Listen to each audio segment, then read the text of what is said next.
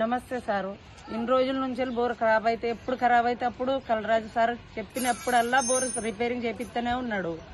ఇక బాగా రోజుల నుంచి కలరాజు ఎన్ని బోర్ పెట్టినప్పటి నుంచి సార్తో ఒక్క ఫోన్ కాల్ చేస్తేనే వెంటనే రిపేరింగ్ చేస్తాడు. ఈ ఎండాకాలం వర్షపడతలేదు, రిపేరింగ్ కి కూడా బాగా లేన్లు ఉన్నాయి, ఏమనుకోకమ్మా అంటే సార్ చెప్తే సార్ మాట విని మేము ఆగినాం.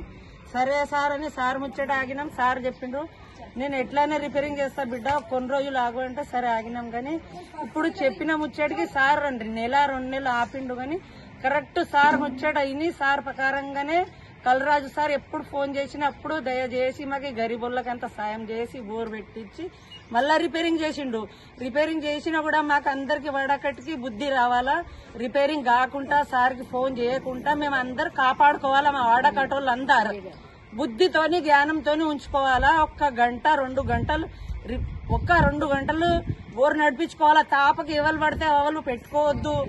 మళ్ళా అవసరం ఉన్నది నేను పట్టుకుంటా నువ్వు పట్టుకుంటా అని లొల్లి పెట్టుకోవద్దు. సార్ ముచ్చట రావద్దు, సార్ పేరు తీయొద్దు. సార్ మాట విని రూల్స్ ప్రకారం బోర్ అట్లా సార్ ఎట్లా చెప్పినప్పుడు 1 గంట 2 గంటలే ఉంచుకోవాలా.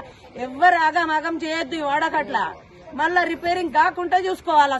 సార్ దయ చేసినట్టు రిపేరింగ్ అయింది. సార్ మొత్తం పైసలు పెట్టి రిపేరింగ్ చేసిండు. సార్ కి ధన్యవాదాలు.